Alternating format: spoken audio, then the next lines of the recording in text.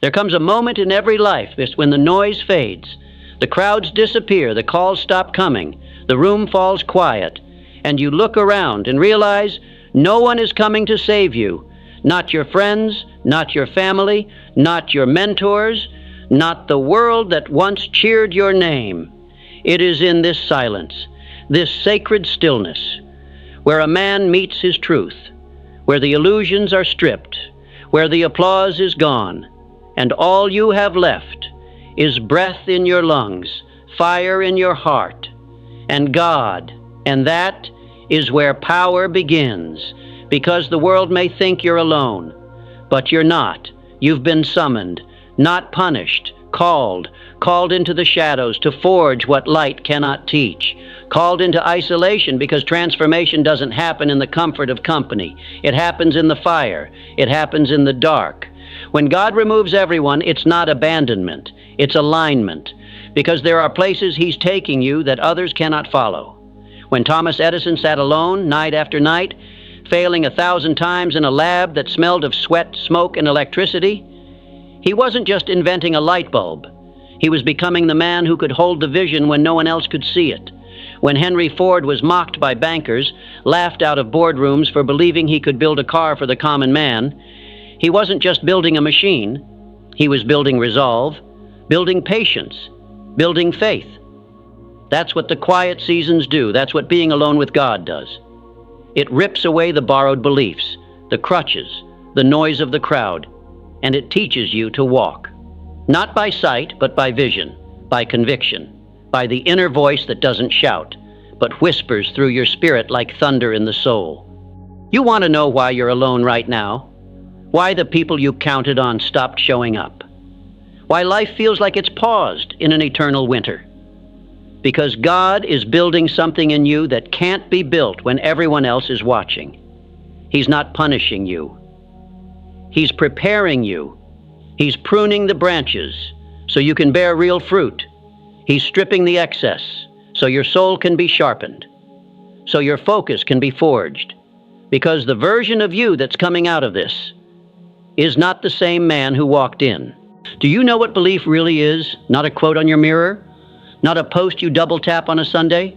Belief is what survives when evidence is gone. Belief is what wakes up when doubt has swallowed everything else. Belief is the muscle you train in the gym of solitude, under the weight of silence, on the bench of rejection, with no crowd cheering, no spotlight burning, just you and God. That's the kind of belief that moves mountains. That's the belief that built railroads, freed nations, carved empires out of nothing but rock and a dream. Napoleon Hill said, "All achievement, all earned riches have their beginning in an idea." But what he didn't say, what most people miss, is that the idea means nothing if you don't believe in it when no one else does. If you don't carry it through the storms, the silence, the ridicule, the long nights when your mind turns against you and whispers, "Who are you to dream this big?" But let me tell you something. That voice isn't God. That voice is fear. And fear has never built anything.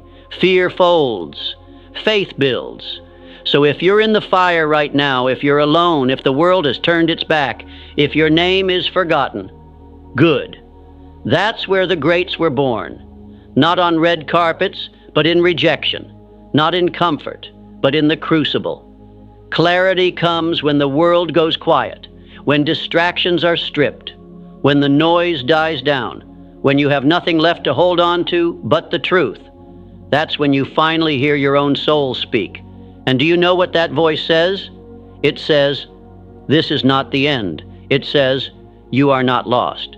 It says, "You were not made to blend in. You were made to rise." The world teaches you to run from solitude, to drown it in distraction. But solitude is sacred. It's the echo chamber of destiny. That's where vision comes from. Not from popularity, not from approval, but from pressing your ear to the silence and hearing what God has been whispering since the beginning. And what does that vision look like? It doesn't always come with lightning. It doesn't always come with fireworks. Sometimes it comes in a whisper, in the stillness of a quiet room when your heart is broken, your hands are empty, and your spirit is on its knees. That's when it shows up. Not as a roadmap, but as a calling. Not as a clear path, but as a conviction. You won't see all the steps, you won't know every turn, but you'll feel it, like fire behind your ribs, like gravity pulling you into something greater. This is the moment when men choose. Do I shrink back into the comfort of the familiar, or do I step into the unknown, armed with nothing but faith? And if you choose faith, if you take that step with trembling hands, God meets you there. Because vision without faith is just fantasy. But vision born in the dark, carried through pain, forged in silence, that becomes destiny. Purpose is not given. It's revealed, not in the spotlight, but in the shadows. It's revealed when you lose what you thought you needed, when the people you thought would stay walk, when the plan you thought was solid crumbles, and in that rubble, you find the cornerstone, the thing that can't be taken from you, the thing that doesn't bend under pressure, that doesn't leave when you fail, that doesn't need the world's permission. That's purpose. It's what pulled Mandela through a prison cell, what carried Martin Luther King through death threats and slander, what drove Walt Disney after losing everything more than once, what made Helen Keller change the world without sight or sound. Because when a man is aligned with purpose, he becomes unstoppable. Not because the world helps him, but because nothing the world throws at him can break him. He doesn't walk like the rest. He doesn't speak like the rest. Because he's not walking for approval. He's walking in obedience. Discipline is the next step on this path, the bridge between dreams and results. And here's the truth no one likes to hear. You will not always feel motivated. You will not always feel inspired. You will not always want to get up and grind. But the man who is alone with God doesn't wait for feelings. He moves with force because he knows that the seed doesn't grow if it's not watered daily. Discipline is not a mood. It's a commitment. It's rising when no one's watching. It's grinding when no one's clapping. It's executing in silence, knowing one day the results will speak loud enough for every doubt that ever tried to kill you. Every great empire was built one brick at a time, not in glory, in repetition, in routine, in consistency when no one's watching. You want to change your life? Control your mornings, master your thoughts, guard your habits like a king protects his crown. Because the disciplined man is not controlled by the day, he commands the day. But what happens when the plan doesn't work? When the strategy fails? When you give everything you have and life still punches you in the mouth? That's when resilience shows up. See, the man who's alone but with God, he doesn't just bounce back. He builds back, stronger, wiser, sharper. He knows that setbacks aren't signals to stop. They're setups to stretch. He doesn't curse the storm. He learns to sail in it. He doesn't break under pressure. He becomes pressure. Because the difference between those who stay average and those who ascend isn't that one never fell. It's that one refused to stay down. Resilience isn't pretty. It's gritty. It's the bleeding knuckles, the sleepless nights, the unanswered prayers you keep praying anyway. And it's in that fight, in that relentless, unreasonable refusal to quit, where God reveals what he always knew about you, that you were built for more. And when you reach that place, where the world couldn't break you, where solitude didn't silence you, where failure didn't finish you, something strange begins to happen. Gratitude enters. Not the kind printed on coffee mugs, not the cliche phrases on a screen, real gratitude. The kind that's born after the battle, the kind that only comes when you've walked through hell and still found heaven in your heart. You start thanking God, not just for the blessings, but for the burdens. Not just for the open doors, but for the ones that slammed shut. Not just for the people who stayed, but for the ones who left. Because now you understand. Every disappointment was divine redirection. Every heartbreak was heavenly surgery. Every delay, every detour, every unanswered prayer was not punishment, but protection. You don't resent the pain anymore. You revere it. Because without it, you would have never gone deeper. Without it, you'd still be clinging to comfort. You'd still be trying to please people instead of fulfilling purpose. Gratitude, real gratitude, rewires your vision. It makes you dangerous, because now the enemy can't steal your joy. He can't touch your peace, because your strength is no longer rooted in things. It's rooted in truth. And what's the truth? That when everything left, God stayed. Adaptability becomes your edge. You stop fighting for control and start flowing with purpose. You stop panicking when plans change and start pivoting like a master. Because you've seen what happens when you try to force outcomes. You felt the burnout that comes from chasing what wasn't yours to carry. So now you move differently. You listen first. You follow the nudge. You trust the shift. When one path closes, you don't fall apart. You shift your stance. You change your strategy. You reinvent the method, but never the mission. Because the man who walks with God doesn't fear uncertainty.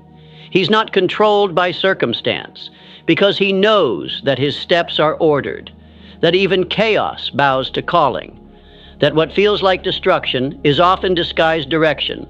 So let the storm come, let the winds howl, let the earth shake. You don't panic, you pivot, because the one who walks with God always finds a way. And what do you do with everything you've endured? You learn. You extract wisdom from every wound. You pull power from every scar. You don't waste the pain, you weaponize it. Because pain without learning is suffering. But pain with reflection becomes strategy. You learn what broke you. You learn what built you. You learn who you are when there's nothing left to impress, nothing left to prove, no mask to wear. And that man, the one who stood in the mirror with tired eyes and a tattered heart, he's not weak. He's real. And real men rise. Real men evolve. Real men remember the fire but never live in it. Because now he carries the flame, not to destroy, but to illuminate, to guide, to build, to lead. You're not the same man who started this journey. You were stripped, you were tested, you were broken open, but you were not broken down. You were broken through. So now you walk with a different weight, not of burden, but of authority. You don't beg for validation. You command attention through alignment. You don't chase light.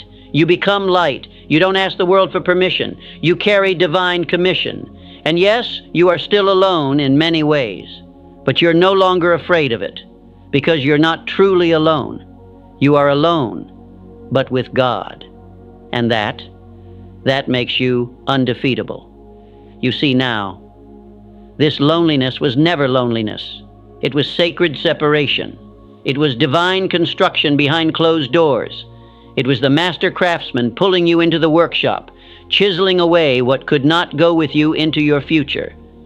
Because if they stayed, you might have depended on them. If it worked out the way you planned, you might have worshiped the process instead of the purpose. But God loved you too much to let you build a life on what wasn't solid. So he allowed the cracks.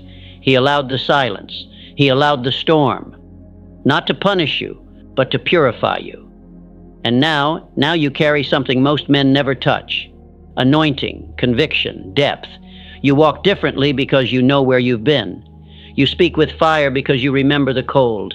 You love deeper because you know the pain of absence. This is not weakness. This is power refined in silence. This is what it means to be a man forged by God. You don't need validation anymore. You don't seek their applause. You no longer build from ego. You build from assignment. You are not chasing a throne, you're carrying a cross. You are not seeking fortune, you're embodying faith.